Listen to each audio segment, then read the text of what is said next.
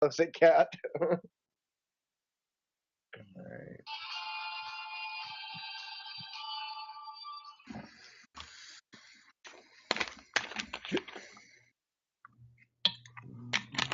Get my last spit in. I won't be unprofessional. Wait, spit away.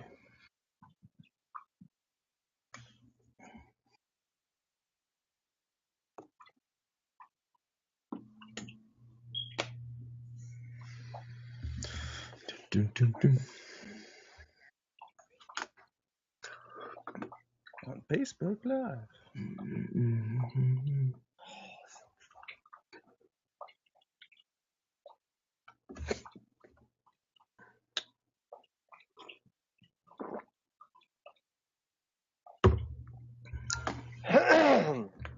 Okay, get that out. Hear you loud and clear. Yeah, I'm having one of those days too, Yeah. where I'm just hawking up all kinds of gross things. I did not get up till a little after, right around 5, Mm-hmm. and I didn't get to bed. I got to bed this morning sometime between 4 and 5 a.m. So I slept 12 to 13 hours, and that always does bad things for me. All right. Yeah. We are live. We are live, so we can talk about our sleeping habits. I mean, I'm sure that's cool. We all sleep. That's right. We all poop. We all poop. All right, guys. So it is 9:01. We'll go ahead and get this thing going. Hello, everybody who's out there who's decided to tune in and watch us tonight. This is Uncivil Liberty. My name is Luke. We're also joined by Halston. Yay. Hi, And also- Halston. And of course, there's Horace under my name. So don't. If it's the big bushy beard, that's Horace. If it's the not so bushy beard, probably me. But Yeah. we're gonna figure out why you keep showing up one of these days as me.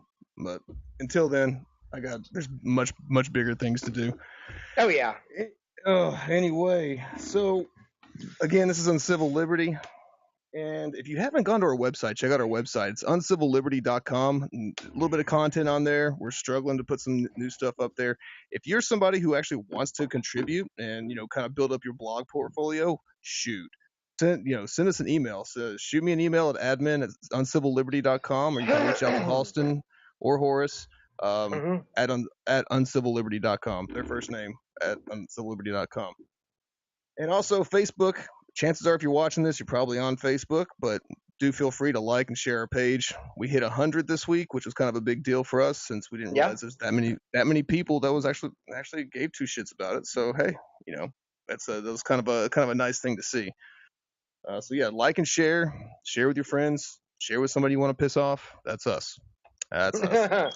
Hey, yeah. And also, Whit would have joined us tonight. However, this past weekend, his significant other's father died, so he's all funeraled out right now. So our condolences are going to go out to Christine.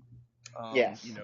For all the sadness and everything that comes with times like these. And as we've said, in the chat that we have internally, if there's anything you need, feel free to reach out. Let us know. We'll do everything we can to help you out during this not so great time. And she's actually watching right now. She is. I saw her pop up, and I'm like, all right, I'll go ahead and throw that out there to her.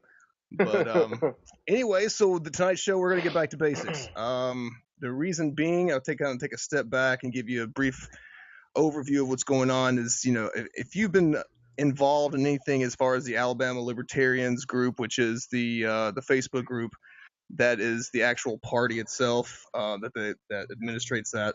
I've been a pretty strong advocate for getting over this whole ballot access obsession that people seem to have, thinking that's going to cure our problems from the Libertarian Party standpoint.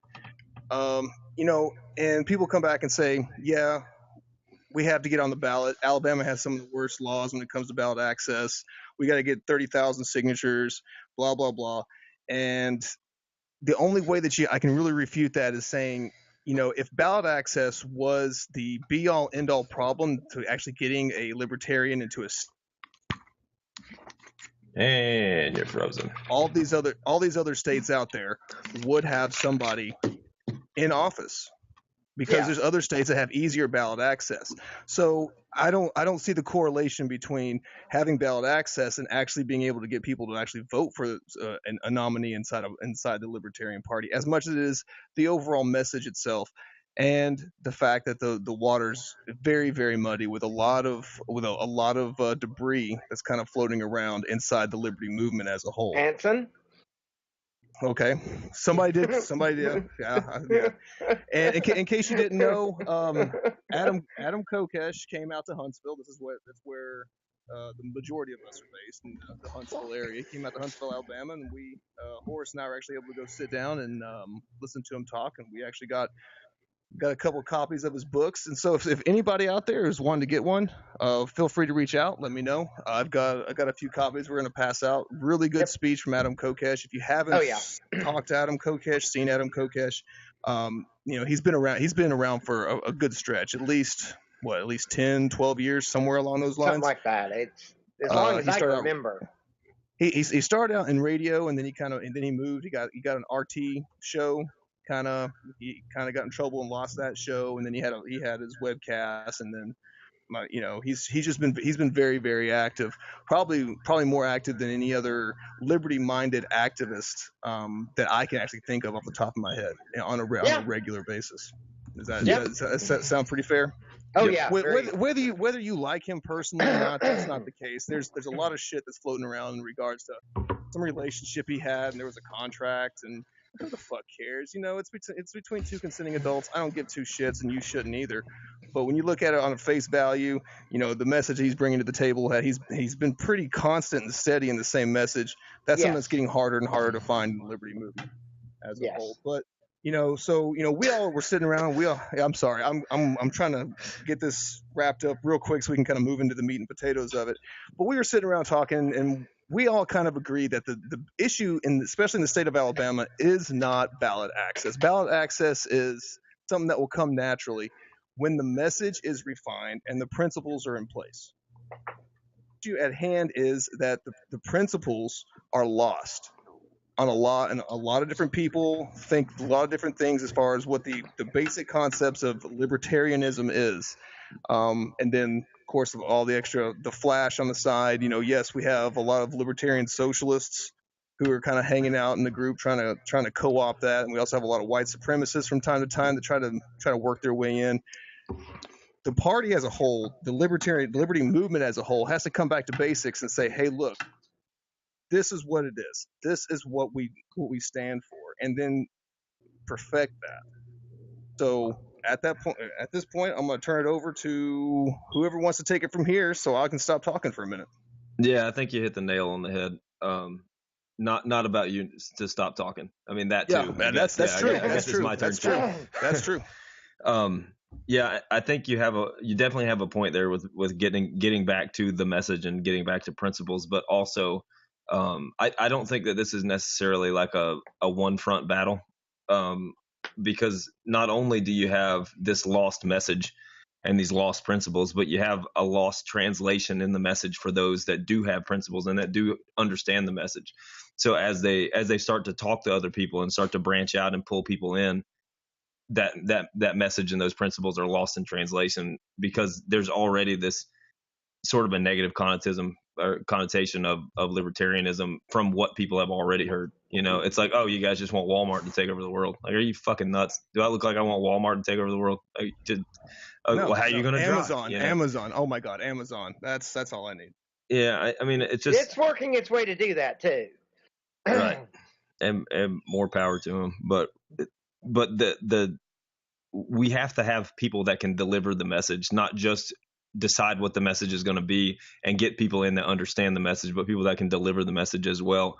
And it doesn't even have to be palatable. It doesn't have to be something that everybody can accept. It just has to be the right thing. Here's the right thing. Here's the message. You don't have to cater it to make someone believe the bullshit that you're saying. You just tell them the principles. Either they fall in line or they don't fall in line.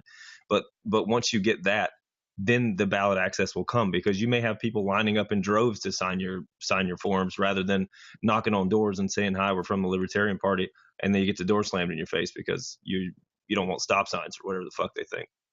Yeah.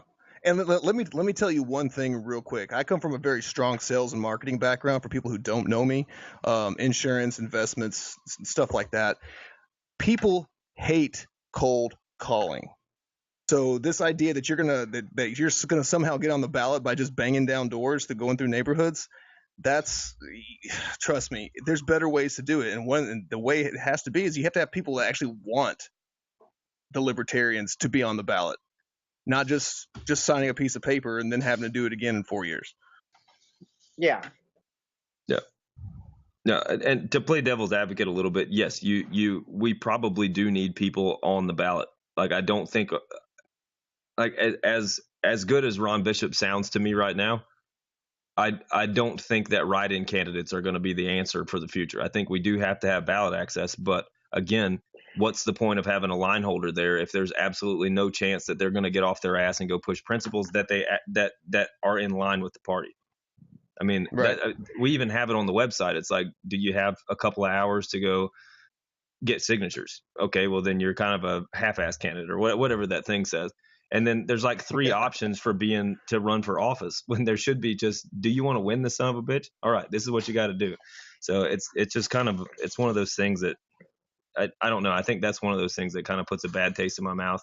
It's how half-assed do you want to be, because we have options for all 3, like, yeah, it's just it's a weird message.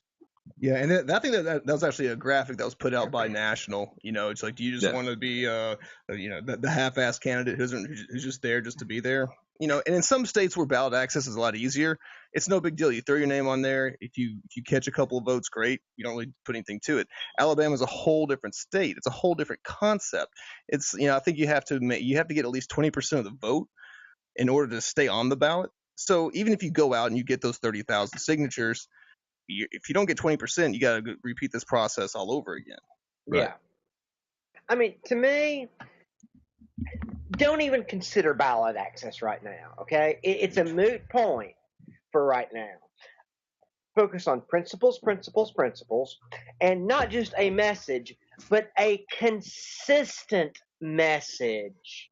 And that's going to have to start with, the top of the state party.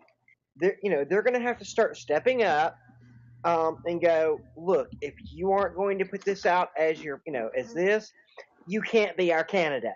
You can't use us, to run under. Because we've got so many people doing so many different things. We've mentioned it before here on here before.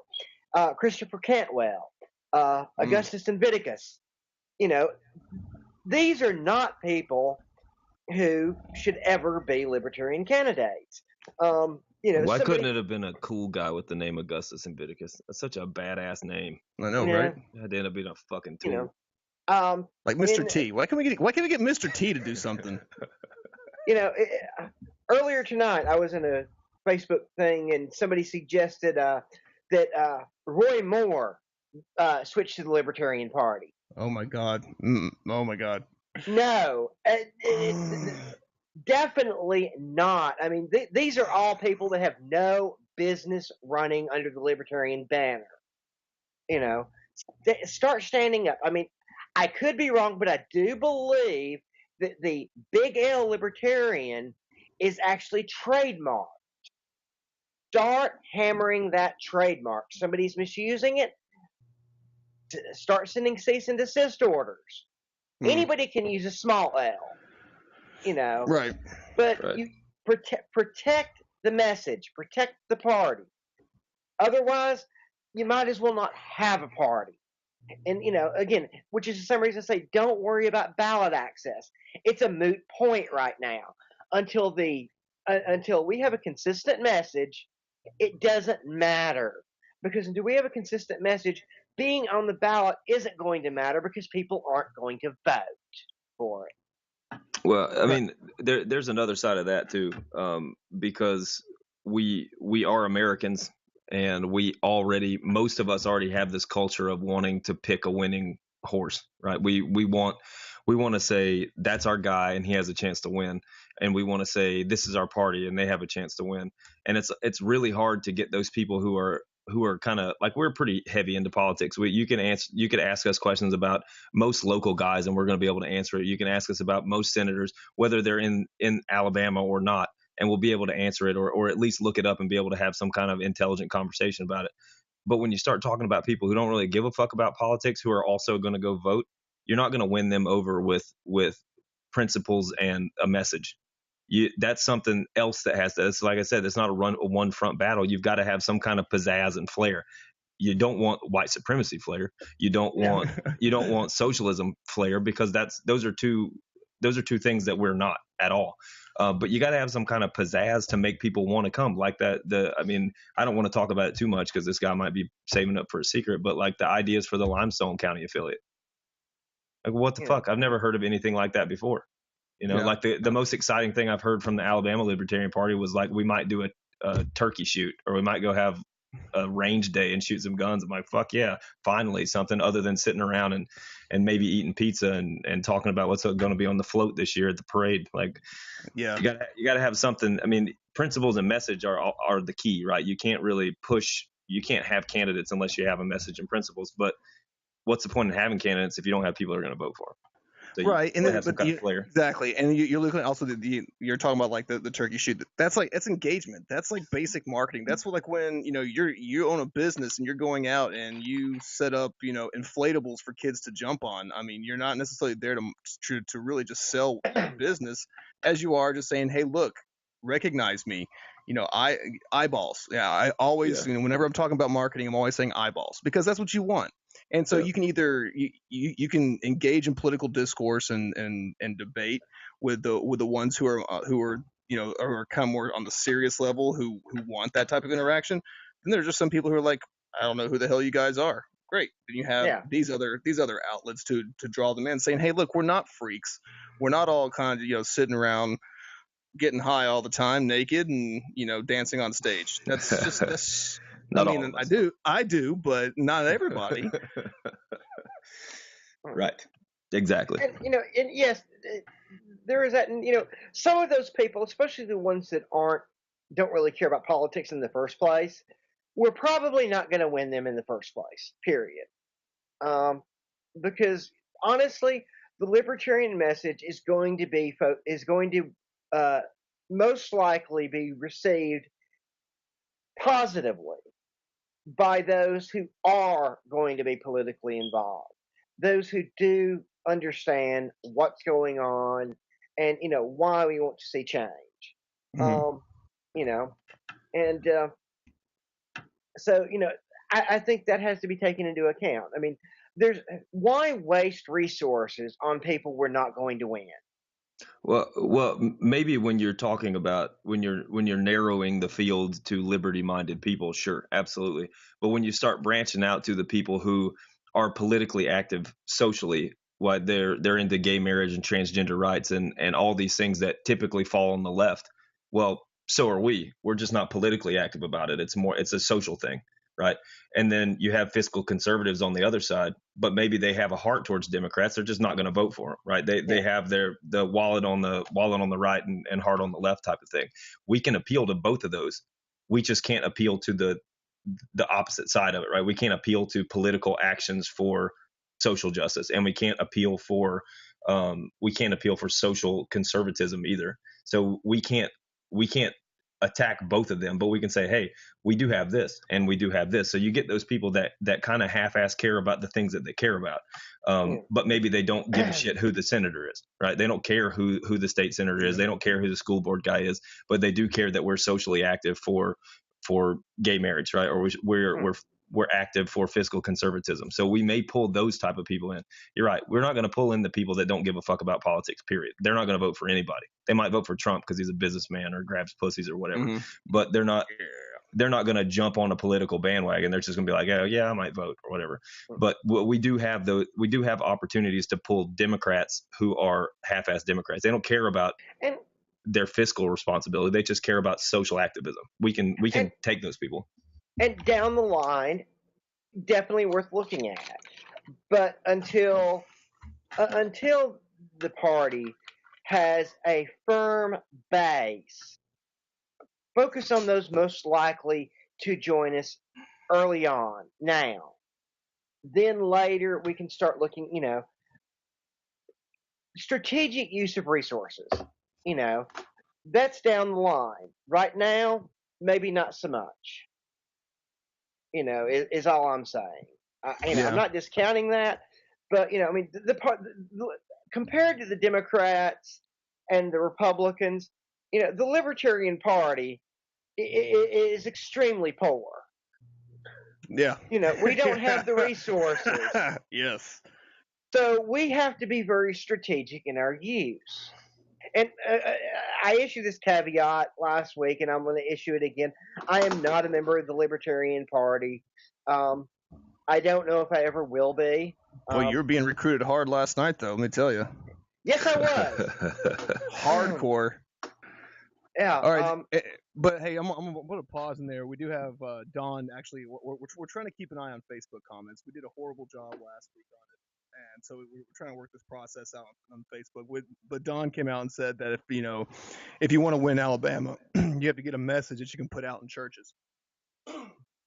And I think that while that may be true, I don't see that anything inside the liberty-minded or just the libertarian little L philosophy is really is against Christianity in general. I mean, no. Yeah, it's and a lot of it has to do with people just being free.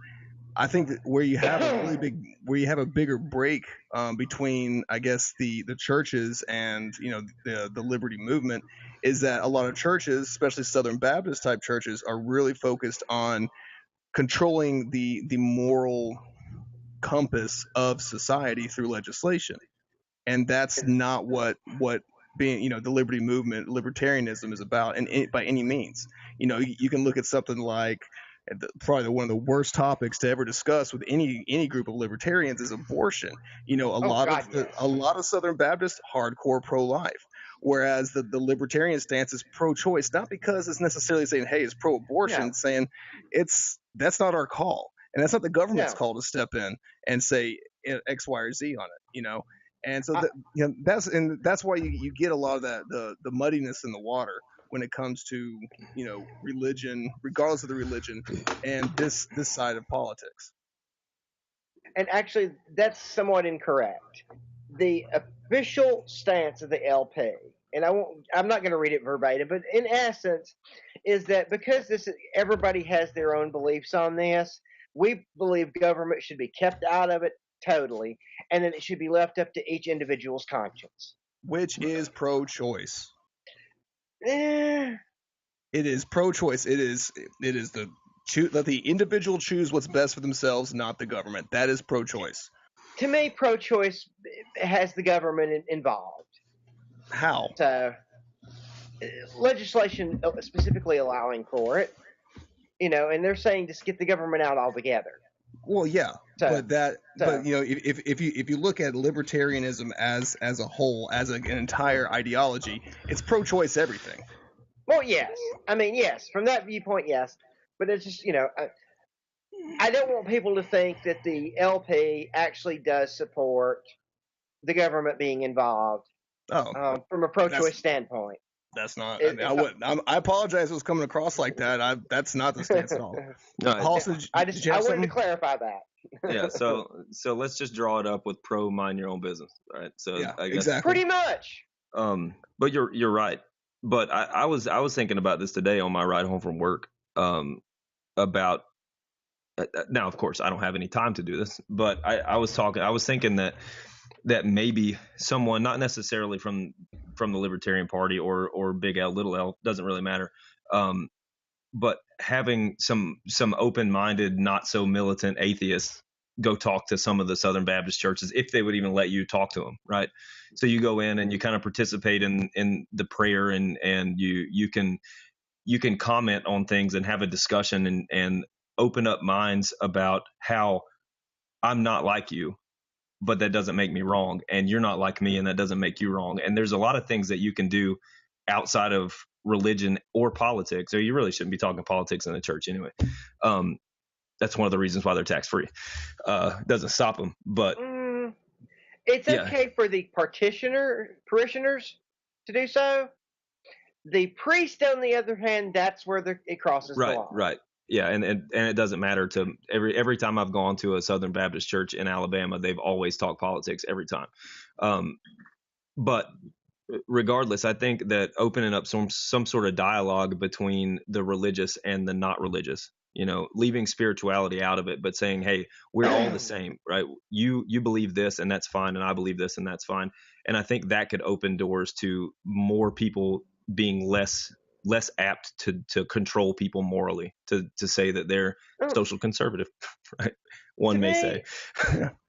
To me, I think one of the best ways to go about that is a particular technique that I've started using and had some fairly good success with. And it's what I call the door analogy.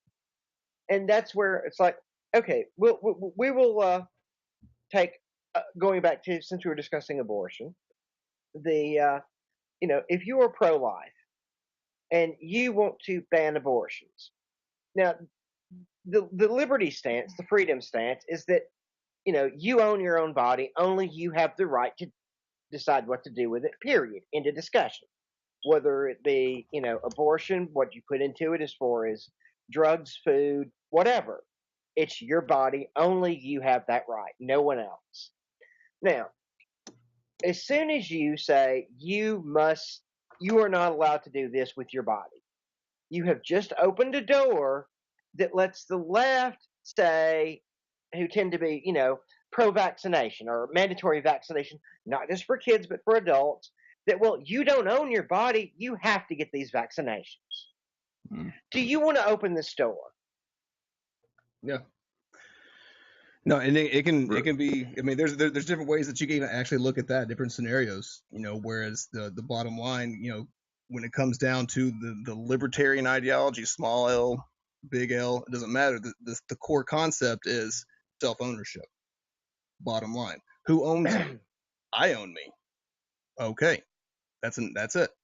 Who do you own? Well, I don't own anybody. So you have no right to dictate through force what somebody else can do with their own body, with their own property.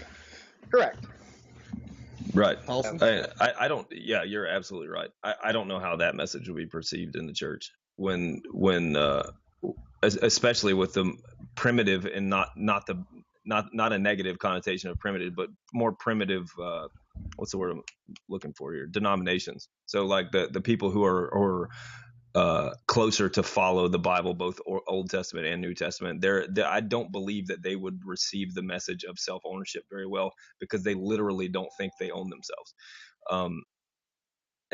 Now I think as the millennial generation gets older and more people become more progressive socially, I think that we're talking a different ball game. But when you're talking to 30, 40, and 50-year-old Southern Baptists, they're not gonna buy into self-ownership, because it's just not the moral thing to do according to the book. I think when you get it more into like Presbyterians, they would be more open to it. But definitely, I mean, maybe not even Methodists. And the further you get down towards that Old Testament Bible thumping, the less they're going to receive self-ownership, because they don't own themselves. It's just not. That's just not reality to them. And that's fine. But we're not going to get those guys. As you're saying, those are people we will probably never get in the first place. Yeah. Right. So again, strategic use of resources. When we look at any given group, one of the things we have to ask is, what is our probability of winning this group over? If it's less than 50% at this point in time, I wouldn't even bother with them. In fact, I probably wouldn't bother with any group that was less than 70 to 80% probability. Yeah. We don't have the resources right now. As we grow and the resources increase, then that probability can drop some. But, well, I mean, that kind of depends on what you mean by resources. So if you're talking about like outreach money, then yeah, you're absolutely right. You have to target a little bit better than just shotgun blast. If you're talking about individual libertarians going to talk to their friends about libertarianism, or taking a chance, rolling the dice and asking if you can speak to the local breakfast club or whatever, I think we have a chance to bring a lot of people in, because the Libertarian Party in general offers a lot of the stuff that people are concerned about. When you start talking hot button issues like gay marriage, gun rights, abortion, you're not going to get any of those people that are super hard thumpers about that. You're just not going to get it. But when you're talking about people who are concerned about social issues or concerned about fiscal conservatism, you're going to get those guys, or at least spark some interest. But we have to do that on an individual level. You're right. The party can't afford to shotgun blast that many people. And so that's, and I'll put a pause in this because Don, one of the Facebook comments came out and he's like, pick your demographic. That's exactly right. And that's one thing that I've kind of been preaching a lot because I do a lot of marketing work, and you have to know your niche. You know, you can't sit there and just pour gas everywhere and hope it sucks in somewhere. You've got to know, you got to know your demographic, and that's exactly right. So going after the hard right or going after the hard left, complete total waste of time. Yeah. You know, you focus on certain political issues, you focus on certain political groups. You know, look at it from marketing demographics. You know, if you're selling fidget spinners, you're not going to try to sell it to a bunch of 80-year-olds. No, you're gonna target the high school and junior high. You know, I don't recommend you hanging out there and trying to sell fidget spinners. but it's the mindset of saying, okay, let's be strategic here. We have X amount of resources. How can we maximize a return on investment on being able to get our information into their hands and actually, kind of bring them into the fold? I mean, it's guerrilla marketing is what it is. If anyone's ever studied marketing, you're familiar with the terminology guerrilla marketing. It's being very extremely laser focused on a niche and grabbing them and then bringing them in. And when I say resources, I mean money is one thing, but just people is a resource. And take a look at us, for instance. Okay, Halston, you work full time. You're in a band. You have a family. You're in school. How much free time do you actually have? All of it. I have all the free time. All of it. I don't have any free time, but I do interact with a lot of people. Luke, again, he has a job. He has a family. He has a band. He's got a couple of other projects going on besides this. Me, I have time, but I don't have a way to get out. Right. So, I mean, out of the three of us, we don't really provide anything in the way of resources. And that's being able to get out and do things like you're talking about. And I'm sorry, but that's the biggest thing that I've been trying to get across to a lot of people who are trying to coordinate these efforts is that you need to maximize the resources that you have, whether it's money, whether it's manpower. Burning out people to make cold calls, it's only going to last for so long. There's a lot of resources that are out there that can maximize the effectiveness. And still be able to leave extra time. Automate the process as much as you possibly can. And that's one of the big things that I'm a huge advocate of. A lot of the old school stuff just doesn't work anymore. Yeah. But like I said, it's just from what I have seen, and this is one area where me joining the LP would probably be beneficial to me. Is just being able to see what kind of resources there actually are available. It's safe to assume not too much. Yeah, that's kind of where I'm operating on, which is why I keep hammering this. Forget these other groups. Forget the churches. Forget. I mean, if I were going to aim for a church, especially locally, I would see if I could go talk to the Unitarian Universalists. Yeah, that's a group that we could probably get some people from in a church,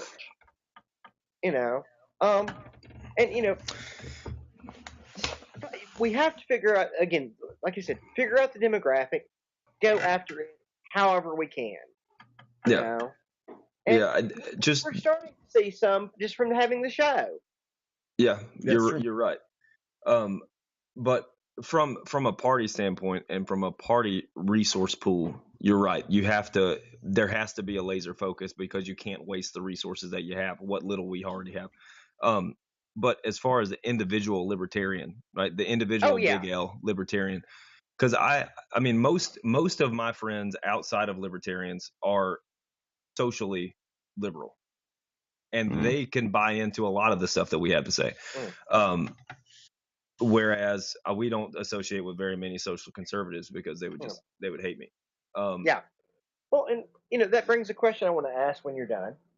Yeah, well, I think that, like you were saying, like I don't have a whole lot of time. Like there's no such thing as Austin being able to take a couple of days and go talk at a conference. Like and also I'm not going to get invited to UAH at some student convention. Like that's just not going to happen.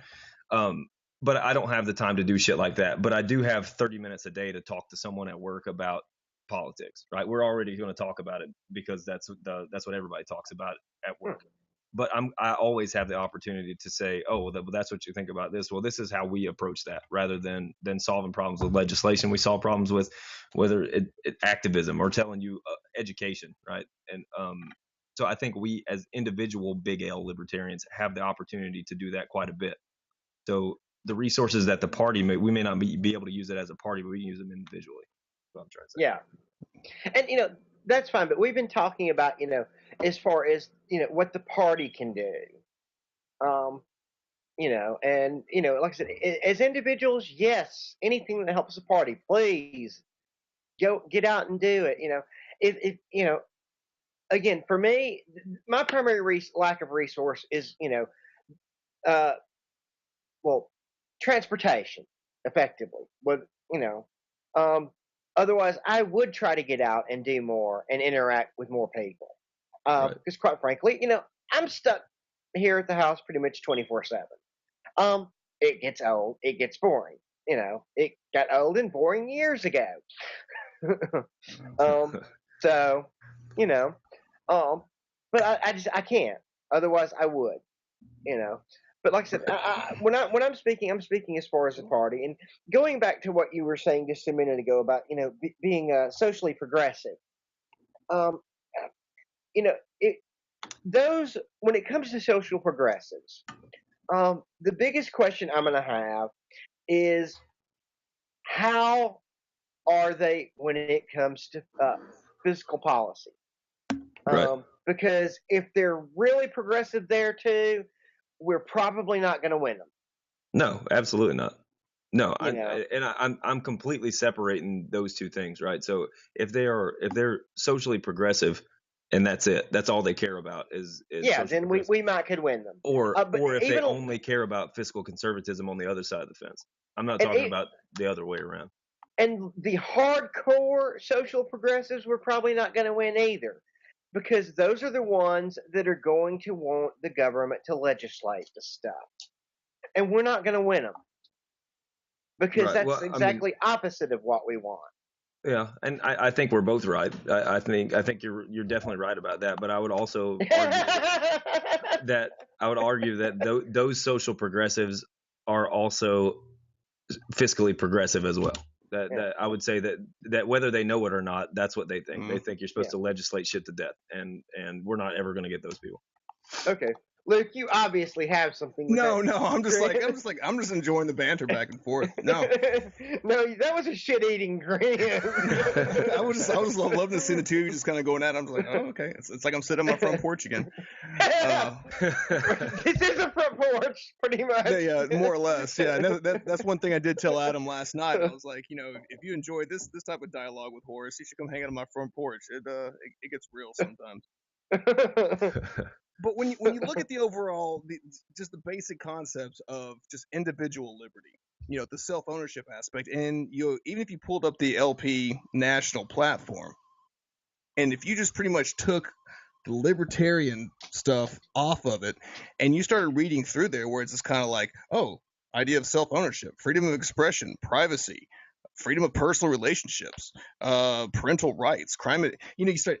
The average person would not have problems with the majority of the stuff that's actually built into the LP platform, which is pulled from the libertarian libertarian ideology.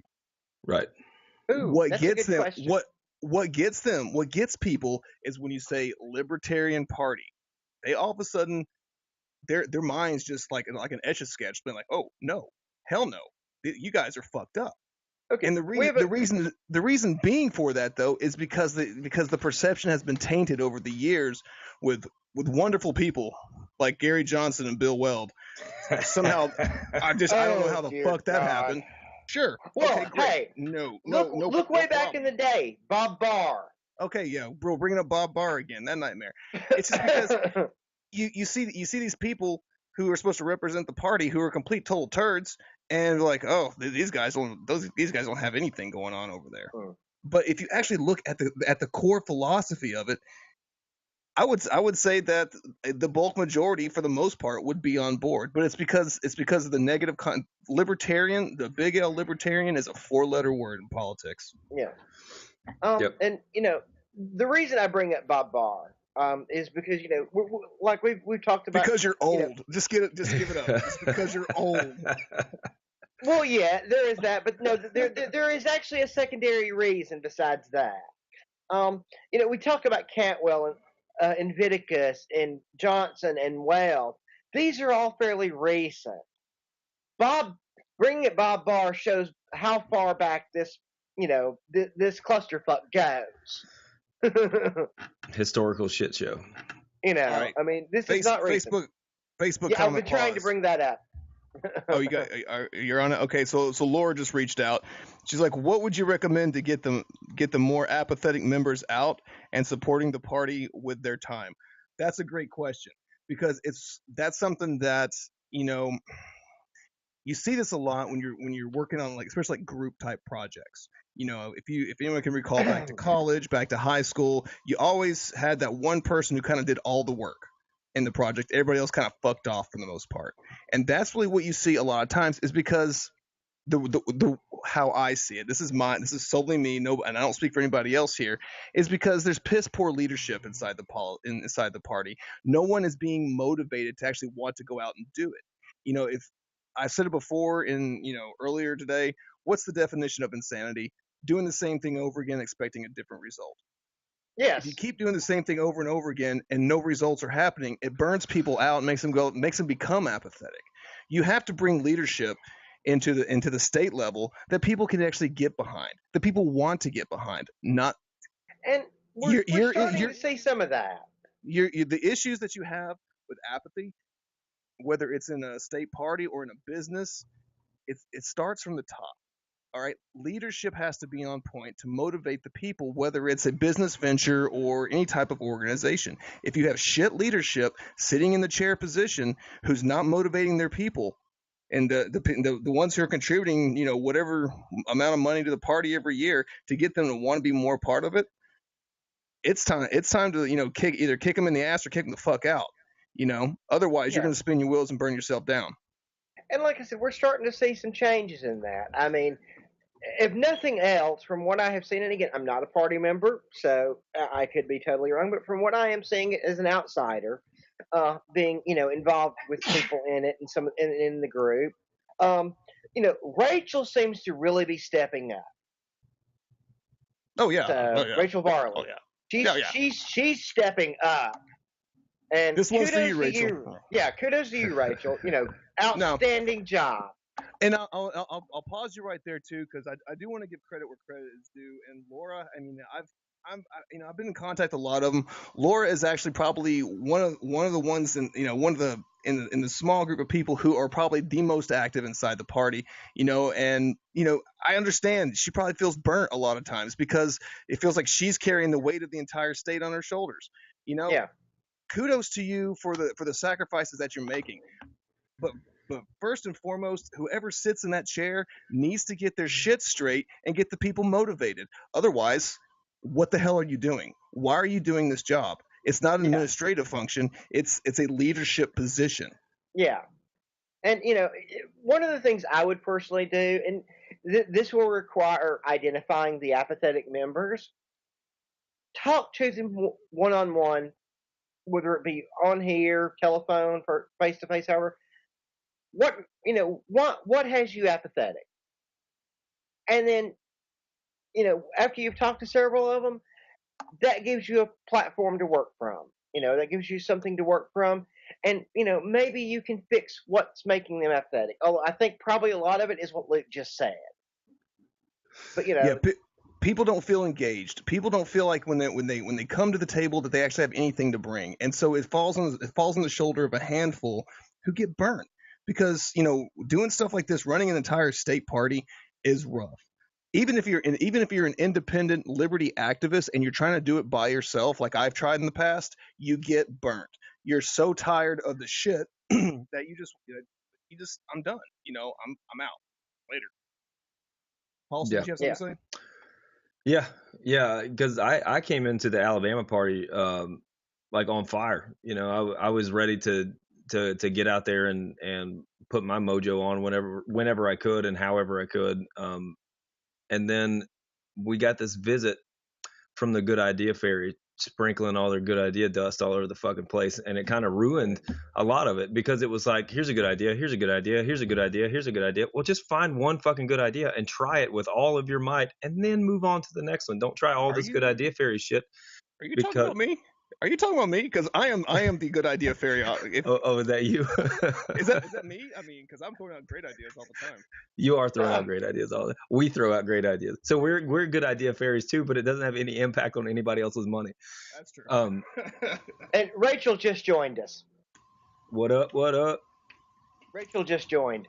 Good deal. I have this. I mean, it's kind of one of those things that you either have or you don't, and I really get tired of all this thing. It's just like before, like shotgun blasting marketing. Shotgun blasting these good ideas, right? Whether they're good or not, it doesn't matter if you just try to sprinkle yourself too thin and your magic fairy dust goes all over the fucking place. Then no one's gonna. It's like, we need 4 guys to go here, and we need a group of the guys to go here, and we have this coming up, and we have this coming up, and now all of a sudden you're like, well, there's only one of us doing this. There's only one dude showing up to this. There's only 2 dudes showing up to this, and like you said, you just kind of get burnt out with it. It's like, I mean, I didn't step up a lot because I thought some of the good ideas weren't that great. But I still supported it. I'll be the first one to admit it when someone's like, hey, let's go collect signatures for ballot access. I'm like, I've got better shit to do with the Saturday. I'll be the first one to say that, because in my eyes, it's completely and totally futile. It is. Yeah, at this point, it's putting the cart before the horse. If you're saying, hey, we're going to go out and we're going to do a, Frozen. Yep. We're going to team up with this group over here and this group over here and actually do some real like activism. Shit, I'm there. I mean, I hardly ever leave my house. I left my house last night to go see Adam Kokesh. Why? Because he is active. He is an activist. Something that the party also needs to be doing as well. Not collecting signatures and having street fair booths, but actually being involved in the political climate that is the state of Alabama and turning heads saying, oh, wow, these people have their shit together for a change. Yeah. That's what people need to see to get them motivated and stop being apathetic. And to go back to something that Halston said, that I'm going to use guns as an analogy. Right now, the party needs someone who is not a duck hunter. We need a sniper. Oh, okay. That's, we don't need a duck hunter. We've had duck hunters. That ain't working. We need a sniper now. Yeah, I'll buy that. I'll buy that for $1. Yeah, you're right though. We do need. I think we need snipers, because there are some things that the party is going to do that I'm not going to be able to do because, like you said, we don't have the time resources. We don't have whatever resource. We're not going to be able to go to everything. But there's got to be some things that we can do, and it's individualism, sure. But like the apathetic members, how do you get them to do something individually? Fire them up, right? I mean, print up some more of those comfortable ass t-shirts, do something. You know what I'm saying? Like, but it doesn't have to be that, right? We're not the party of money. So you can't do a whole bunch of giveaways and stuff like that, but you could have I'm sure there's some people that make holsters, like the guy from Limestone County. There's some people that do things. Let's have some raffles. Let's do something that's going to get someone excited because they think they're going to win something, right? And then maybe you talk them into joining the party because they have principles. Right? Yeah, and that's the thing too. If you look at the entire like Obama fan base, everybody loves free shit. Marketing 101. Everybody loves free shit. You give them free something, whether it's a t-shirt or healthcare, people fucking eat that shit. Yeah. But you're right. Yeah. But when you don't have, that's something that, apathetic members may not be inclined to make some shit or have something from their small business that they provide for it or whatever. But if you get those people to see, oh, well, there's someone who's giving away this T-shirt or the tickets to this concert or whatever, they start telling their friends. They're like, hey, well, Libertarian Party's having this thing. If you enter in or you raise some money or you go get some signatures on your own, you'll be entered to win these T-shirts. Like, do something that's fun that makes me think I'm going to get some out of it. It goes back to Americans want to win. They want to win something. Doesn't matter what the fuck they win. They want to win. Whether it's last place in school, they want to win something. I would go one step farther than that. They want a chance to win. Yeah.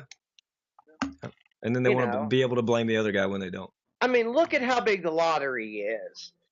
Yeah. And the actual chances of winning that lottery is...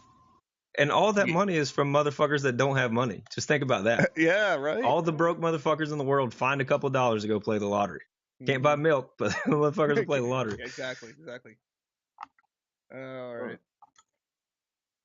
So it's 9:50. Yeah. Should we move on? Should we keep on beating this dead horse? What do you want to do? I think Rachel's asking if we can they can do raffles. So I don't know. I'm not a lawyer. I'm not a lawyer anymore. Yeah. No. Okay. Yeah. Okay. Time out. None of this is legal advice. Right. Any way, shape, or form. We play lawyers on TV. That's it. All right. We are no. So there might be some little hiccups here and there where you have to have some sort of compliance. I know you deal with the Secretary of State and all that shit. Run it all by the legal channels to keep your ass out of trouble. But overall, what we're saying though is that do something different. Yeah. Be different. Be a reason that people want to be attached. Yeah. And I don't know about the party, but I do know that at least one candidate in the senatorial election has run a raffle. So was it Georgia? No, here in Alabama. Okay, I think there's a candidate. Roy Moore did. Yeah, Roy Moore did. Because there is a candidate for the governor of Georgia, I think I saw today, who's actually raffling off a bump stock. Yeah, I think. Roy Moore was just doing a custom-made AR-15 or something. Okay. Like that. All right. And I mean, that motherfucker announced it the week after the Vegas shooting, like right after, whatever. Because they're gonna take away all the guns. So anyway. Yeah. All right, guys. So before we move on, I'm kind of just checking the comments if there's any other questions people want to throw in there real quick. Haven't seen anything else. I'm watching it too. Yeah, it's just like, can we do it legally? Been saying raffles. Yep. I'm gonna go ahead and say yes, you can do it legally. Just blame it on me. Yeah. Okay, this is a good one. If Roy Moore can do it, we can. Okay, that's fair. All right. As long as because Roy Moore is the moral compass of Alabama. Let me just put that out there right now. Roy Moore, moral compass. All right. I would love to be able to skim money off a nonprofit and not get in trouble for it. Yeah. Yes. Well, I mean, he is the moral compass. Laura, I have to say, using Roy Moore as an example probably isn't the best thing to do. I mean, this is the same man that was twice removed from the bench. Not according to the libertarian Republicans among us. Yeah, he wasn't removed from the bench. Yeah, he was. Well, okay, right. Technically, he was only removed from the bench once. The second time, he was just suspended, but effectively, he was removed from the bench. Well, right. he didn't go back to the bench, so therefore he was fucking removed. Right. Yeah. So, anyway, and let's not. Anson is going to become Voldemort when it comes to our discussion. He who should not be named. It wasn't even him. It was just somebody on his page. Okay, close enough. I mean, of course he agreed with it. Yeah, it was like. Of course he did. Oh yeah. He agrees with everybody. He agrees with people who are calling him a piece of shit. He's like, hey, I love that. These guys got a good point. Whatever. My wife's been saying this for years. All right, so we're gonna end this one out, and we're gonna move on to the dick of the week. We do have a new dick of the week. Trying to get better at that. I did actually publish last week's dick of the week this morning. I didn't know. I hope I printed it out. Okay, cool. I'm not friends with Anson. I've actually blocked him. I think he's blocked me. We have that type of relationship. So he who should not be named did receive that last week. So if anybody wants to forward it out there to him, go to our Facebook page and feel free to do that. So who do we have this week, guys? Oh, this is a gem of a human. Her name is Veronica Green Posey, and she's a 62-year-old woman in Pensacola, Florida, I think. Sat on a 9-year-old and crushed it to death. So Dick of the Week goes to her. What was her last name? Posey, Posey. Yeah, kind of a somber Dick of the Week. Nothing to get excited about, but Yeah. Jesus Christ, the kid was like screaming, "Hey, I can't breathe! I Yeah. can't breathe!" I mean, you can argue that you can't really scream when you can't breathe, but she was getting crushed by a large woman. Right, the woman weighed 325 pounds, and Yeah. regardless, So- if you weigh 125 pounds, you don't sit on a fucking kid because it was acting out or couldn't be controlled or whatever. The fuck. Yeah, and I mean, if your life's in danger, adrenaline can give you the ability to do things you can't do otherwise. Yeah. So Yeah, in there we case you go. get- in case anybody hasn't seen it, and actually I'm playing with the screen Ah, sharing okay. thing. I feel like Okay. really high school right now. It's like, what the hell's going on? That's right. So Oh, shit, son. here it is. Yeah, 325 pound Florida woman charged with killing her 9-year-old cousin Ah, by sitting on the. I was child's trying to punishment. think of the logistics with a 64-year-old woman with a 9-year-old Hang cousin. on, I'm trying to work my that mind's out. kind of spinning right now. I'm like, Fake news. GBT. Okay, all right, I'm tracking. So yeah, yeah, she definitely gets it. So we'll be putting one of those marvelous certificates out there for her as well. Mailing it to her to prison. Yeah. Yeah. Oh fuck! Laura makes a good point. There was a chick that put her kids in the oven. Holy shit! I was talking about that with Forgot my about that. kids. My kids brought that up last night at dinner. They're like, "What about these two kids that were put in the oven?" I was like, I haven't heard Yeah, anything forgot about that about one that. yet. Yeah. "Oh my god, Forgot about that. that's a good one," because that was out in Georgia, Ooh, I believe. that's 2 kids, man. I don't know. That's You know. I'd rather be cooked in the oven. I guess I don't know. Really? If you had a choice of the way to go, you're gonna choose oven over being smothered. Yeah, I think it would choose smothered. I don't want to associate sexual fantasies and death, so I'd rather go oven. That's hot. That's hot. I'm sorry, everyone. If you are you're so wrong. if you're out there and you're religious, pray for me. Even if you're not, do so. He needs it. That boy. Jesus Oh, Christ, I'm ashamed. you are. Whatever. But yeah, so I love don't you know. anyway. I don't know if I would have voted unanimously for the kid crusher if I'd have remembered the oven, because that's that 2 kids, man. That's rough. Oh, it was because I hadn't even it heard had something to about do it, with the ex, like the her ex-husband or something. I can't remember exactly why she did it, but it was in the news article. Fucking. And well, see, my 15-year-old looked at me and she goes, "How could somebody do that?" I'm like, "That's the world that I'm preparing you for. I'm Yeah. sorry that we fucked this up for you, but and I explained it to him. It's like there's no respect for human life anymore. Whether it's Yeah. Democrat, Republican, nobody gives a shit about human life. They may say they do, but if it's on Yeah. the pro-life side, it's about white babies. It's Yeah. not about the brown kids. Being Right. hit with drones and shit. If it's on the left, it's only certain ones that actually matter. So there's no respect for human life, and I try to explain it the best I can. It's like we fucked it up for you, so hopefully you can fix it when I'm dead. Yeah. I don't know that there ever was though. I don't know. I think there was at a certain time. Maybe I guess with our parents' generation, there was more of a respect for it. Yeah, You- maybe. You didn't see this kind of stuff. You didn't see these type of atrocities nearly as much. Even like school shootings that's something relatively new for our generation.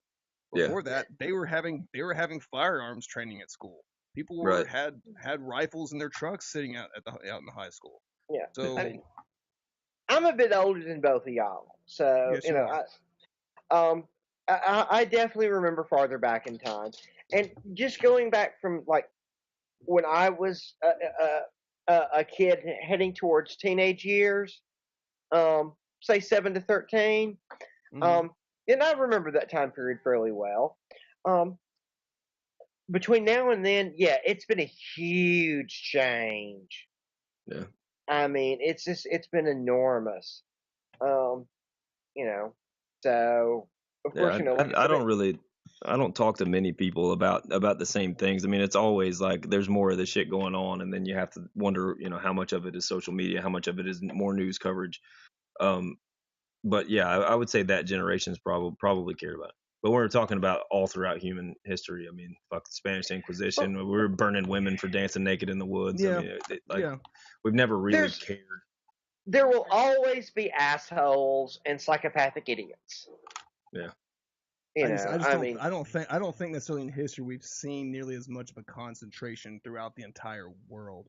You know, there's, you know, Yeah, yes, I mean, there's been spots in history, no doubt about that. It's perfectly fine to joke about. I mean, to literally think that you're going to run over protesters when they're blocking the streets, like that's just normal. That's commonplace. It's like, yeah, let's just run them over. Fuck it. You know, like Yeah. there's you don't think about it, and then what happens? Like the next time there's a big protest, some white supremacist runs some motherfuckers over. What does he think it's a good idea? Because you were talking about it on social media. I don't know. He's probably just a dickhead, but I mean, then it really happens, and then people still talk about it. Well, I just run them over because they don't give a fuck about people's lives. I can tell you what part of it is from personal experience and just, you know, thinking about it while listening to y'all and realizing what one of the biggest aspects of it is.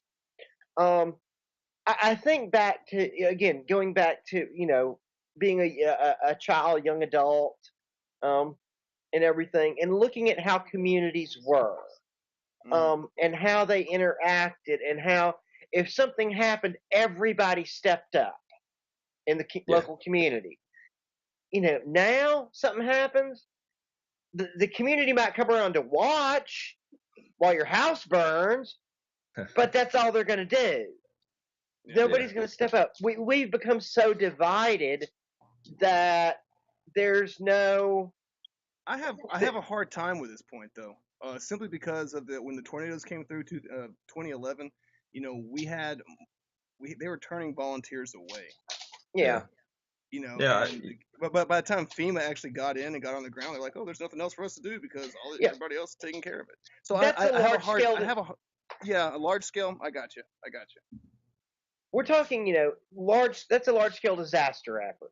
Yes, that brings people out, but like, you know, a single family event that used to bring people out. You know, it doesn't do that anymore. Communities are no longer interactive. You know, so, and I think that's the biggest part of it.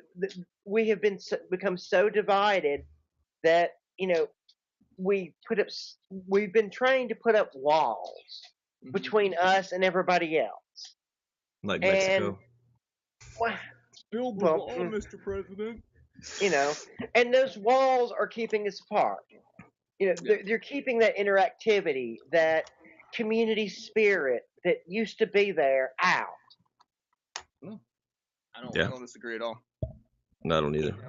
And I think that has more to do with the lack of whatever, you know, the how was it you phrased it, Luke? The respect for human life, or prayer in schools. I don't know. Respect for human life. That I think that has as much to do with that as anything else.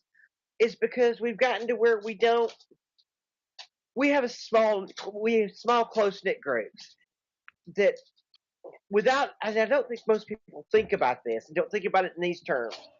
But these are the people, you know, that we care about. No one else is really people. They're just there. So we don't give them the same respect we give those who are within our groups. Yeah. I get you. I agree. Yeah. Paulson, anything to add to that topic? It's going to start with fuck, but I can't think of anything to go after it. Fuck Roy Moore. There you go. Well, always fuck Roy Moore. Is that 3 weeks in a row? 3 weeks in a row. We're making that a T-shirt. I'm gonna get it in Cafe Press or something like that. That would be $1 million idea right there. With a little tiny pistol going through the middle of it and a vest. Or a penis, little tiny. Same thing, really. Yeah. Pew pew, America. All right, guys. So we're gonna start wrapping this thing up again. I got copies. Adam Kokesh's book, Freedom. It's actually a really good read. It's not super duper thick. No. I've been working on it since I got back last night. Feel free to send us a message on Facebook if you'd like to get a copy of it. I'll do everything I can to put it in your hands. Also, check out our website, uncivilliberty.com. Check out our Facebook page. Mhm. if you haven't already seen it. Like it, share it, please. And we'll love you forever. Yep. You got, if you have any feedback or questions, you can leave us a message on the Facebook page or shoot us an email. You can, again, reach us at admin Yep. at uncivilliberty.com, Halston at uncivilliberty.com, or Horace at uncivilliberty.com. And I also, think, what is it? Questions at Uncivil questions. Liberty? Questions is another one. So if you can't remember our names, just remember the word questions. But if there is nothing else, anything else, guys, are we good? We clear? I think that's it for this week. All right. Thank Yeah. you guys so much out there who decided to watch us and take part in the conversation. That's actually, we got another comment that popped up. We got We got my generation that raised the kids who are now raising kids, and we're so busy working that we threw video games and didn't interact with them enough. I can kind of see. Yep, there's something to I can that. see the point. I can definitely see that. goddamn Game Boys. I don't think so much games. It's just, more or less two income households and latchkey kids. Like, especially when we were growing up, latchkey became more and more commonplace. Yeah. Parents were pretty much just the ATMs, and Yeah. a lot of times kids were left to fend on their own. I can see that. I can kind of see that breaking down on the family structure level. That's a good point, Laura. Thanks so much for bringing that. I like that. Yeah. But outside of that, we're gonna thank you guys so much for spending an hour or so with us. And you could have been doing other things, much more enjoyable, but you decided to spend it with us. So you guys have a good night. We'll see you next week. Rock Okay. and roll. Good night, all. Later, guys. Oh.